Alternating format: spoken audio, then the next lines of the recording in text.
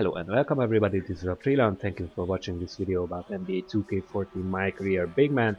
And today I have part 4 of the Rush to the All-Star Break mini-series for you with 1.5 matches. You'll soon see why. First we were up against the Miami Heat, my previous team, and in this game few things quickly became obvious. First thing was that unfortunately, as you just saw, there were a lot of missed shots from our part, so this was one of the worst performances of my team. 3 players, including me, were in double digits at the end of the game, not including Derrick Rose, because he finished with 9 points. One of the best performers was Luol Deng, Jimmy Butler, and Teague, unfortunately, or strangely. Jermaine O'Neal finished with 2 points, so those were the 2 points that you just saw. One of the other things that became obvious quite fast or quite quickly was that there were a lot of new faces in the Miami Heat lineup, including Raja Bell, Stackhouse, and of course Carlos Boozer, who strangely did not play that many minutes. And also,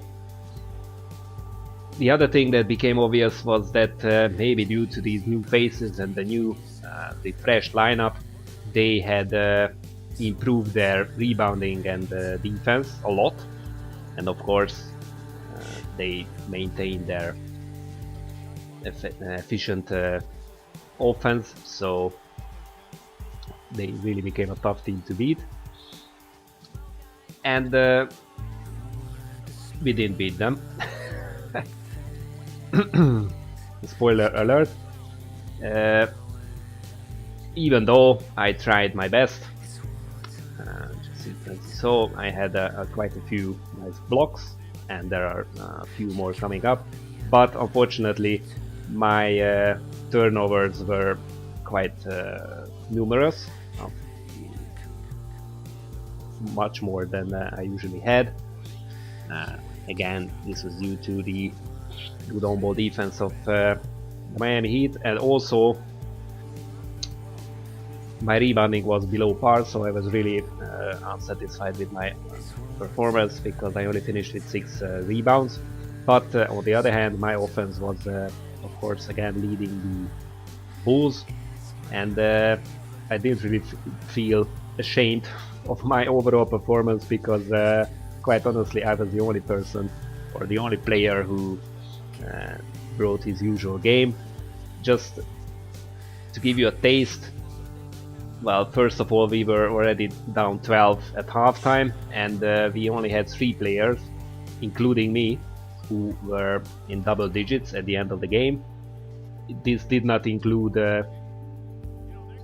Derrick Rose, so that was most probably one of the reasons why we got blown out in this match.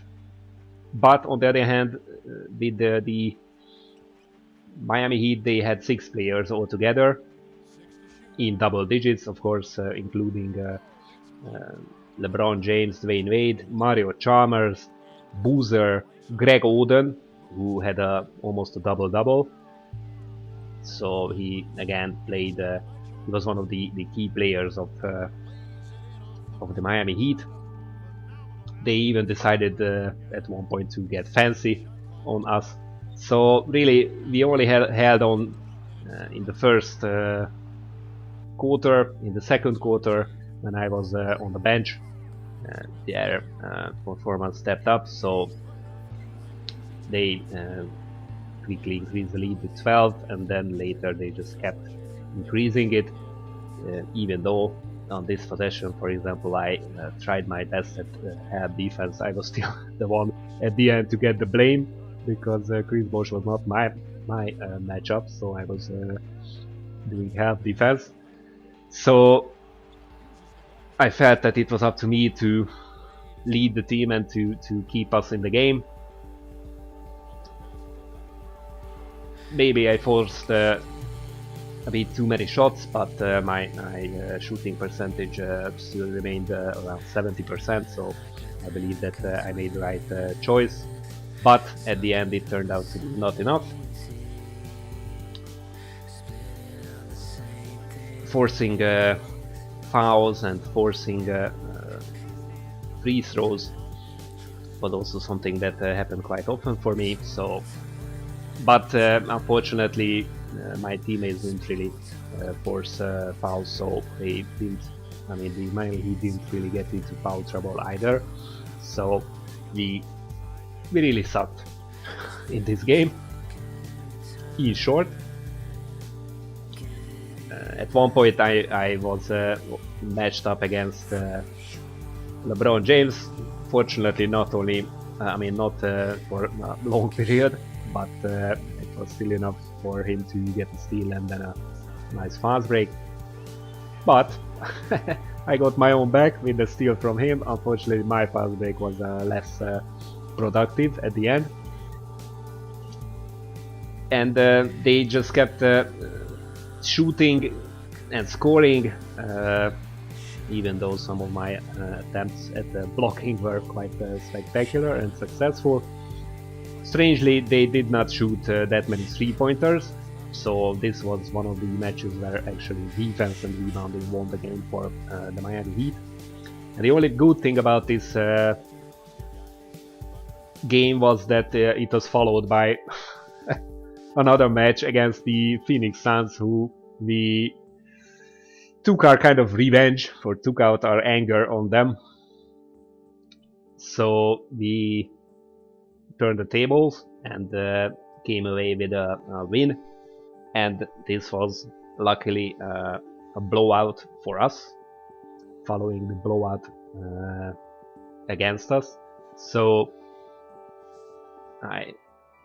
this is why I really had to show you like 1.5 games, because it's really just highlights of the second match against the Phoenix Suns, because I couldn't really finish this rush to the All-Star Game series with a loss, so I had to show you this blowout win that we had.